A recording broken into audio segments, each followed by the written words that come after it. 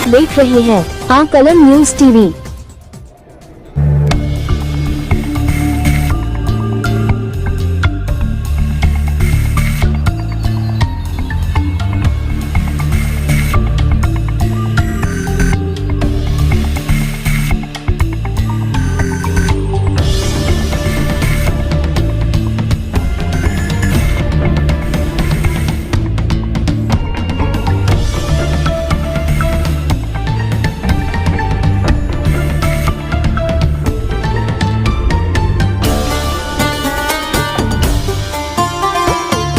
नमस्कार, आप सभी दर्शकों का आकलन न्यूज में स्वागत है। आज भारत मंडपम में नॉर्थ ईस्ट इन्वेस्टमेंट 2025 समिट का आयोजन किया गया, जहां माननीय प्रधानमंत्री नरेंद्र मोदी जी के साथ सिक्किम के मुख्यमंत्री प्रेम सिंह तमांगवे, नॉर्थ ईस्ट के कई राज्यों के मुख्यमंत्री उपस्थित रहे। खबर जोगिंदर डोगरा, भारत मंडपम। श्री ज्योतिरादित्य सिंधिया जी की, मणिपुर के माननीय राज्यपाल श्री अजय कुमार भल्ला जी की, साथ ही मंच पर विराजमान हैं असम के मुख्यमंत्री माननीय श्री हेमंत बिस्वा शर्मा जी, अरुणाचल प्रदेश के मुख्यमंत्री माननीय श्री पेमा खांडू जी, मेघालय के मुख्यमंत्री माननीय श्री कोनराड संगमा जी, मिजोरम के मुख्यमंत्री माननीय श्री लालजू बोमा जी, नागालैंड के मुख्यमंत्री माननीय श्री न्यापो रियो जी, सिक्किम के मुख्यमंत्री माननीय श्री प्रेम सिंह तमांग जी, त्रिपुरा के मुख्यमंत्री माननीय श्री माणिक शाह जी और केंद्रीय डोनर मंत्रालय में राज्य मंत्री डॉक्टर सुकांत मजुमदार जी, आप सबके करतल ध्वनि के साथ इन सभी महानुभावों का भी हार्दिक स्वागत अभिनंदन है। आज के इस अवसर पर यहाँ इस हॉल में उपस्थित सभी माननीय केंद्रीय मंत्रीगण, सांसदगण, ऑनरेबल एक्सीलेंसीज, एम्बेसडर्स और सीनियर ऑफिशियल्स, वेरियस एम्बेसीज से यहाँ पधारे उन सबका भी स्वागत अभिनंदन है।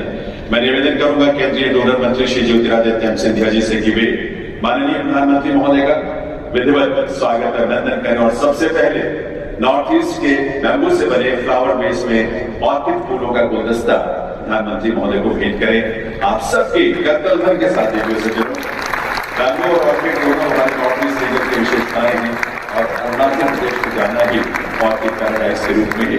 मंत्री महोदय से निवेदन है माननीय प्रधानमंत्री महोदय को rising north east investors summit 2025 का एक मेमेंटो भी भेंट करने की कृपा करें।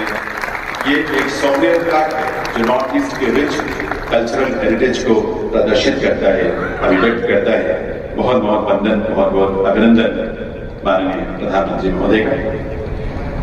देवियों सज्जनों, ये 2 दिवसीय rising north east investors summit 2025 माननीय प्रधानमंत्री महोदय के एक्ट ईस्ट पॉलिसी के प्रभाव का ही एक विस्तार है जो बनाया कनेक्टिविटी का, ग्लोबल ट्रेड का और ग्रोथ का। पिछले 10 वर्षों में 5,500 किलोमीटर के नेशनल हाईवे बने, 2,000 किलोमीटर की रेल लाइन बनी, सबसे लंबा रोड का पुल भूपेन हजारिका पुल 9.5 किलोमीटर का बना, रेल और रोड दोनों का पुल बोगीबील ब्रिज 5.5 किलोमीटर का बना। लेकिन उत्तर पूर्वी की कहानी केवल सड़क और ट्रेन की नहीं। मैं प्रधानमंत्री जी के शब्दों का इस्तेमाल करूंगा। उन्होंने कहा था ये त्रिवेणी का संगम है। त्रिवेणी का संगम है इकोनॉमिक कनेक्शन का, त्रिवेणी का संगम है इकोलॉजिकल कनेक्शन का और त्रिवेणी का संगम है इमोशनल कनेक्शन का। और इसी सोच के साथ इंफ्रास्ट्रक्चर को कनेक्टिविटी से जोड़ा गया। विविधता में एकता का संदेश इस क्षेत्र की संस्कृति और आर्थिक पहचान को पूरे राष्ट्र में कनेक्ट किया गया। दूरसंचार की क्रांति में प्रधानमंत्री जी के नेतृत्व में भारत अग्रसर हो चुका है और उत्तर पूर्वी क्षेत्र इसका नेतृत्व कर रहा है। 4G का नेटवर्क, 5G का नेटवर्क, 13,000 किलोमीटर का ऑप्टिकल फाइबर इस पूरे क्षेत्र में भारत सरकार के द्वारा लगाया गया। प्रधानमंत्री जी की जो ड्राइविंग फोर्स इस क्षेत्र को नई उड़ान पकड़नी होगी और इस क्षेत्र में जहां केवल 9 एयरपोर्ट होते थे, 2 राज्यों में तो एयरपोर्ट ही नहीं होता था, प्रधानमंत्री जी के नेतृत्व में आज वहां 17 एयरपोर्ट्स बन चुके हैं। जहां 900 फ्लाइट कनेक्शंस होते थे, आज 2000 से ज्यादा फ्लाइट कनेक्शंस उत्तर पूर्वी क्षेत्र में बन चुकी है। Indeed, the winds of change have come upon the northeast.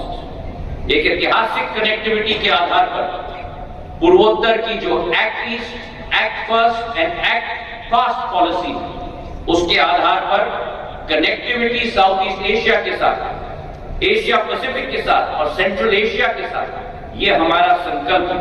और क्यों ना हो, जब गुवाहाटी से सिंगापुर की दूरी मुंबई के समान और अगरतला से बैंकॉक की दूरी हमारे चेन्नई के समान, ये international corridor south east Asia का बने, ये प्रधानमंत्री जी का संकल्प है। और इसलिए आने वाले समय में हमें पूर्ण विश्वास है कि चाहे गुवाहाटी हो, अगरतला हो, इम्फाल हो, ईटानगर हो, गैंगटॉक हो, शिलोंग हो, कोहिमा हो, ऐजवाल हो, ये विकास के नए अध्याय आने वाले समय में लिखेंगे और पूर्वोत्तर को एक स्वर्णिम दशक, जहां ज्योग्राफी अब डेस्टिनी बन चुका है। प्रधानमंत्री जी के नेतृत्व में भारत का इंटरनेशनल गेटवे हमारा उत्तर पूर्वी क्षेत्र बनेगा। प्रधानमंत्री जी का जो संकल्प रहा, जो निवेश 15 लाख करोड़ पिछले 10 वर्षों में इस क्षेत्र में हो चुका है, स्थापित कर रहे हैं। Heal in India, heal in India का मंत्र ग्लोबल मंत्र बने, ये हमारा प्रयास है। नॉर्थ ईस्ट में नेचर भी है और ऑर्गेनिक लाइफस्टाइल के लिए एक परफेक्ट डेस्टिनेशन भी है। वहां की बायोडायवर्सिटी, वहां का मौसम वेलनेस के लिए मेडिसिन की तरह है। इसलिए हील इन इंडिया के मिशन में इन्वेस्ट करने के, मैं समझता हूं उसके लिए आप नॉर्थ ईस्ट को जरूर एक्सप्लोर करेंगे।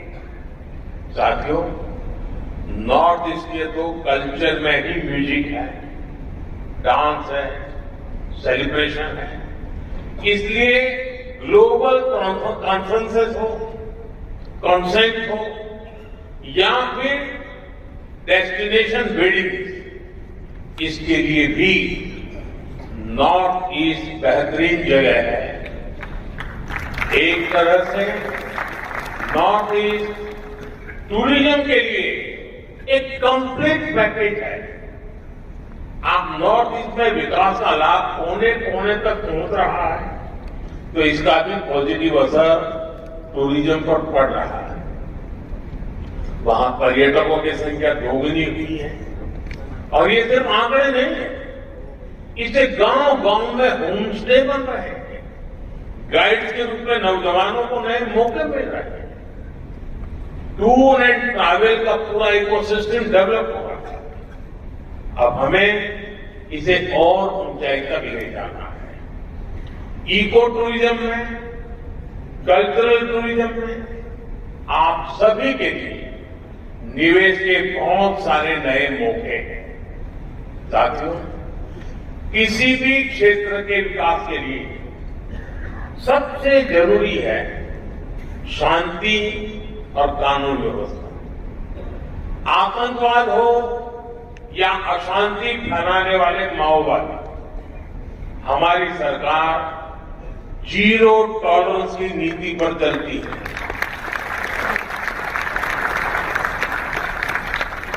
एक समय था जब नॉर्थ ईस्ट के साथ बम, बंदूक और ब्लॉकेड का नाम जुड़ा हुआ, तो नॉर्थ ईस्ट कहते ही बम, बंदूक और ब्लॉकेड यही याद आता।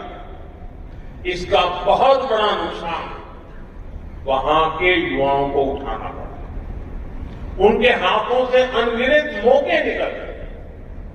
हमारा फोकस नॉर्थ ईस्ट के युवाओं के भविष्य पर है, इसलिए हमने एक के बाद एक क्षेत्र विकास मंत्री श्री ज्योतिरादित्य सिंधिया जी की, मणिपुर के माननीय राज्यपाल श्री अजय कुमार भल्ला जी की, साथ ही मंच पर विराजमान हैं असम के मुख्यमंत्री माननीय श्री हेमंत बिस्वा शर्मा जी, अरुणाचल प्रदेश के मुख्यमंत्री माननीय श्री पेमा खांडू जी, मेघालय के मुख्यमंत्री माननीय श्री कोनराड संगमा जी, मिजोरम के मुख्यमंत्री माननीय श्री लालजुबोमा जी, नागालैंड के मुख्यमंत्री माननीय श्री न्यापटो रियो जी, सिक्किम के मुख्यमंत्री माननीय श्री प्रेम सिंह तमांग जी, त्रिपुरा के मुख्यमंत्री माननीय श्री माणिक शाह जी और केंद्रीय डोनर मंत्रालय में राज्य मंत्री डॉक्टर सुकांत मजुमदार जी, आप सबके कट्टल ध्वनि के साथ इन सभी महानुभावों का भी हार्दिक स्वागत अभिनंदन है। आज के इस अवसर पर यहाँ इस हॉल में उपस्थित सभी माननीय केंद्रीय मंत्रीगण, सांसदगण, ऑनरेबल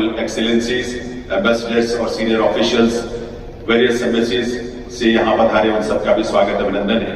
मैं निवेदन करूंगा केंद्रीय डोनर मंत्री श्री ज्योतिरादित्य सिंधिया जी से कि वे माननीय प्रधानमंत्री महोदय का विधिवत स्वागत अभिनंदन करें और सबसे पहले नॉर्थ ईस्ट के बैम्बू से बने फ्लावर बेस में ऑर्किड फूलों का गुलदस्ता प्रधानमंत्री महोदय को भेंट करें। आप सबके कत्तल ध्वनि के साथ बैम्बू और ऑर्किड दोनों हमारे नॉर्थ ईस्ट रीजन की विशेषताएं हैं और अरुणाचल प्रदेश को जाना भी ऑर्किड पैराडाइज के रूप में है।